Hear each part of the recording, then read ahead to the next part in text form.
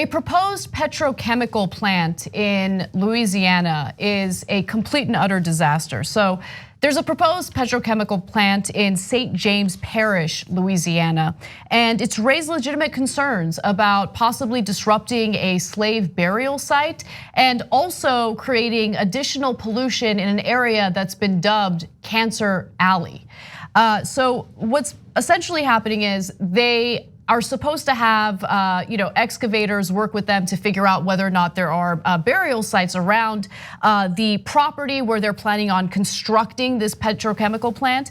And they did find some interesting information. A proposed sprawling petrochemical complex in southern Louisiana will be built on land holding historic cemetery sites that experts believe were likely slave burial grounds. Although initial cultural surveys conducted by the company in 2018 had indicated there were not historically significant sites on the land Formosa, that's the Taiwanese company building this, plans to build on. The company was later alerted to maps from the late 19th century submitted to the state's Division of Archaeology by an independent researcher that indicated 2 cemeteries tied to old plantations on the land. Now, Formosa has found one of these sites, the Buena Vista Cemetery, still intact. There's a lot of worry. There are activists in the area that were already concerned about this plant and the pollution that it's gonna lead to, but now they're concerned about the historical significance of that site and whether this company is going to go ahead and build on that site anyway. Now, the $9.4 billion plastics complex named the Sunshine Project, which is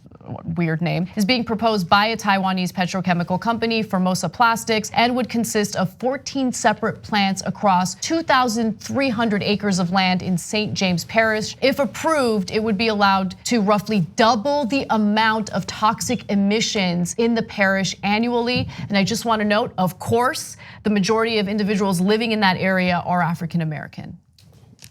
So, there's a number of problems here. The gravesite, obviously, as we just discussed.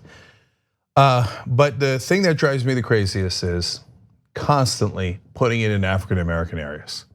Oh, it's called Cancer Alley. Let's give it to black folks. And then pretend that we're fair to African Americans and there's no racism left in this country.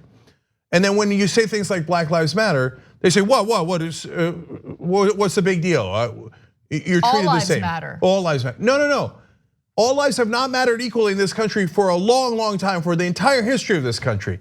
And now, you think it's over? It's not over. So whenever they're gonna put something that doubles the number of toxic chemicals in the air, they're like, let's put it in a black community. Let's put it so that black families suffer, so that black kids breathe that air.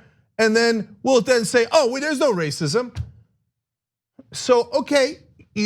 Then they'll say, oh, it's economic concerns. We had to do it because, hey, we need the energy and we need to improve the economy. All right, great. Why don't we put it in Beverly Hills? Oh, no. Why don't we put it in Manhattan? Why don't we put it on Wall Street? No. Those are rich white folks who can't do that.